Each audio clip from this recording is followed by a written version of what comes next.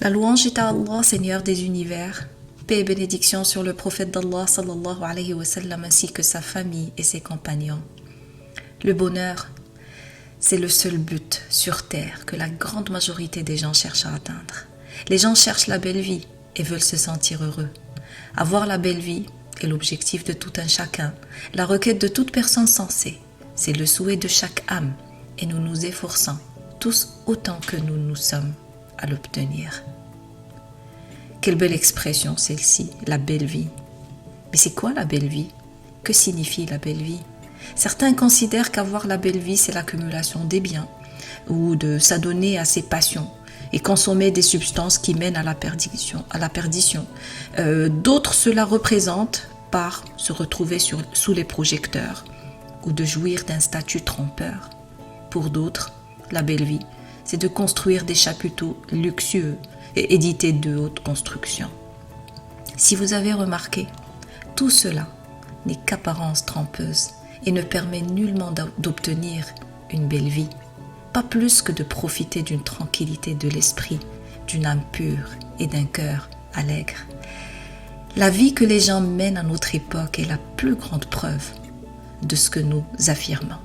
Le monde n'avait jamais connu un tel développement technologique, de luxe, d'abondance de biens, de revenus élevés, de confort comme celui que nous connaissons de nos jours. Et malgré tout ceci, les gens vivent une vie dans la gêne, avec tout ce que ce terme comprend comme signification. En réalité, nous vivons dans une civilisation de stress et d'un pénible mortel. Beaucoup de gens vivent la tristesse, des maladies psychologiques, souffrent de douleurs en raison de ces états de confusion psychologique, du déchirement de son âme malgré les moyens matériels auxquels il est parvenu et qui lui permettent de combler ses exigences physiques. Pourquoi? Qu'est-ce qui se passe? Pourtant, on dispose des moyens matériels et de confort de jouissance. Les crimes sont en hausse malgré les évolutions technologiques. Les établissements de santé spécialisés pour les soins psychologiques sont plus nombreux, alors que les moyens de confort et de bien-être le sont davantage. Encore une fois, pourquoi?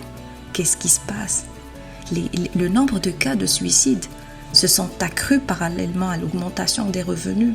Et bien que les possibilités de prendre du bon temps, de s'offrir des moyens, le stress est là, l'angoisse touche de plus en plus les gens à titre individuel ou collectif. Ce n'est pas normal. Qu'est-ce qui se passe? Qu'est-ce qui ne va pas alors? La vie moderne a su mettre à disposition des hommes des opportunités de confort, de jouissance matérielle, mais n'a pas été capable de leur procurer un cœur heureux et une âme sereine. Le monde moderne a atteint les sommets du raffinement sur le plan matériel. Avec cela, il a touché les bas-fonds de la morale en termes des mœurs. Il a pu casser pas mal de barrières qui s'irriguaient devant la jouissance matérielle, mais n'est pas parvenu à atteindre le bonheur intérieur. Le mieux que le progrès de cette civilisation ait pu donner aux hommes, c'est une simple jouissance apparente et instantanée, mais en aucun moment de pénétrer l'intérieur de l'âme. La question donc, est-ce que l'homme a pu goûter la belle vie via cette civilisation? Alors pour y répondre, penchons-nous sur les origines de la belle vie en premier. Allah dit, quiconque, homme ou femme, fait une bonne œuvre tout en étant croyant, nous lui ferons vivre une bonne vie et nous le récompenserons certes en fonction des meilleures de leurs actions. C'est une promesse qu'Allah tiendra certainement envers ceux qui auront cru et œuvré pieusement. Il leur fera vivre une belle vie à l'ombre de la foi et de l'obéissance au Seigneur. Et Allah a fait en sorte qu'il faille mettre en œuvre un certain nombre de moyens pour la vivre. Un fidèle connaîtra une belle vie quand son cœur sera rempli de foi. Sa langue évoquera son Seigneur et qu'il accomplira ses actes vertueux et de bienfaisance. Seuls les croyants peuvent atteindre le bonheur véritable.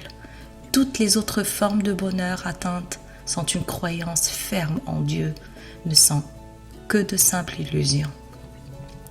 Le véritable bonheur et la paix intérieure découlent de notre soumission au commandement du Créateur et du Seigneur de ce monde.